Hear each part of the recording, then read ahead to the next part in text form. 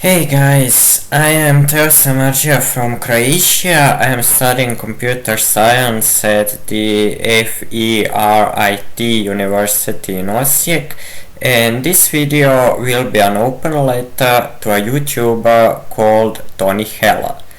In case you didn't know, Tony Hella is an American YouTuber who claims that the Earth is cooling and that many climate scientists are in a conspiracy to hide that. Now, I and Tony Hella both have a common fear. We are afraid that unnecessary regulation made to curb climate change will stifle technological development, and that this will have a lot of worse consequences than an increase in the Earth's temperature of 1.5 degrees Celsius. Technology that will solve world problems might very well require fossil fuels to function, and if the politicians pass less than sensible laws to lower our CO2 emissions, those technologies will not be invented. However, I don't think promoting conspiracy theories is a solution. I realize it's unethical to criticize bigger YouTubers for insignificant issues, but this is not an insignificant issue. The basic premise of his channel is that he can positively influence politics by promoting conspiracy theories. See, Tony Heller, when the, as you call them, brainwashed liberals see your videos in which you show supposed evidence that the Earth is cooling, do you think what they will think is, oh my god, I've been deceived all along, global warming isn't even happening? Or do you think they will think, oh, I always knew people who don't support the Green New Deal are crazy conspiracy theorists? Look, Tony Heller, you can claim climate science is not to be trusted. For the last 30 years, one climate prediction after another, based on computer models, has been wrong.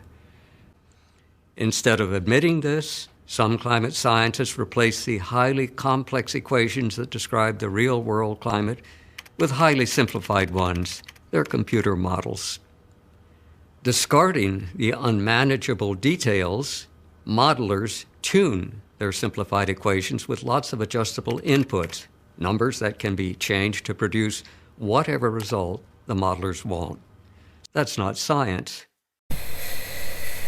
You can say stuff like that without sounding like a lunatic. In fact, what I know, there may be some truth to what's said in that video. As you probably know, during the 1970s, the mainstream climate models predicted that a small increase of the CO2 in the atmosphere and a corresponding small decrease in the salinity of the oceans caused by sea ice melting would lead to large sea currents ceasing to exist, and therefore preventing the hot air from spreading and effectively leading to global cooling. Now, as far as I know, most climate models don't even take sea currents being sensitive to the salinity of the oceans into account. Most modern climate models, as far as I know, predict that the Earth will continue to warm forever as CO2 increases, which is obviously wrong. Most of the climate models today also predict the amount of infrared radiation emitted from Earth will decrease as the Earth warms, even though the satellite data clearly shows it has slightly increased. Yet that appears to be mostly ignored. It's perhaps philosophically interesting to think how complicated computer models can give wildly inaccurate results. It makes you wonder how important coherence is. I mean, complicated computer models are almost the definition of coherence, yet that doesn't make them true. But here is the thing. if the climate scientists were, as you claim, modifying the data to fit the theory, why exactly would they ditch those old models? If it were possible to reasonably argue the Earth was cooling, as you claim, why exactly would they change the narrative? See, this is one of the reasons why this global warming is made up conspiracy theory makes absolutely no sense to somebody who is aware of some history of science. Tony Heller's main argument is that there are some temperature stations in the US whose temperature records supposedly show a decrease in temperature over time, and that the discrepancies between the temperatures they recorded and the accepted values of global temperatures over the last century appear to correlate strongly with the amount of CO2 in the atmosphere. Well, I don't find this argument convincing. First of all, continental temperature records are obviously very noisy, and I'd simply dismiss any trends there as likely due to chance, unless they are very clear, which the supposed cooling trends there aren't.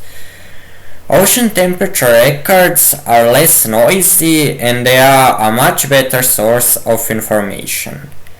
Second, look. The thing that I'd expect if there were such massive conspiracies is, well, the whistleblowers. Why they aren't there? Why hasn't any of the scientists fired up Tor and posted on WikiLeaks something as clear as, I was paid to fake the data, here is the email I received and from whom, here is the real data, here is the computer program I used to convincingly fake the data. Do you even realize how large the conspiracy would have to be? The data showing the Arctic sea ice is melting would need to be faked, along with the temperature record. Why would the Arctic sea ice be melting if it weren't warming? Would its salinity somehow drastically increase? Would the atmospheric pressure there somehow drastically increase? Also, the data showing the oceans are getting more acidic would also have to be faked. The only way oceans can have more carbonic acid in them is if they get warmer. Even if you dismiss temperature records of the past century as unreliable, which I have no reason to think they are, there's still plenty of evidence the globe is warming. Look, tens of people can very well be in a conspiracy. Maybe hundreds of people can, but asserting that thousands of people are in a conspiracy is a recipe for being wrong 100% of the time. Tony Heller also often says that the fact he has worked on engineering computer processors makes him qualified to talk about how science works, and he says that computer science is one of the few actual sciences these days. But let me then ask you this question, Tony Heller. Do you think that asserting that some measurements have been faked is likely to be productive in computer science?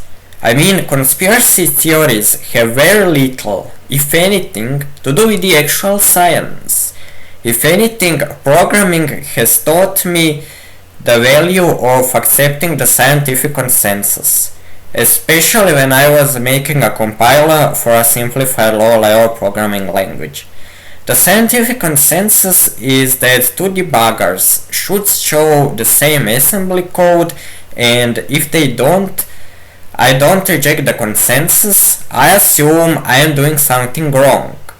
The scientific consensus is obviously that merge sort algorithm works, and if it seems to me that it doesn't, that means I am doing something wrong.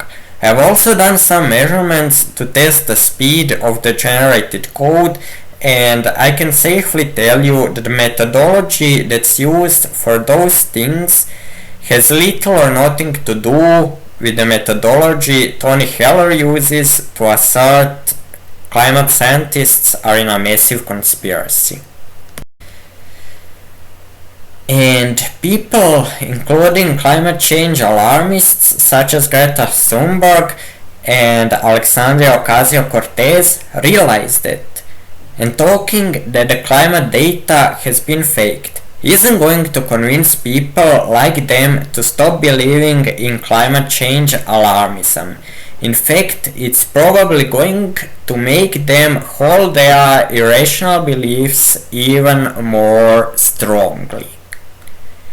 And whenever we are doing any form of activism, be it just posting YouTube videos, it's important not to end up being very counterproductive. I hope you enjoyed this video.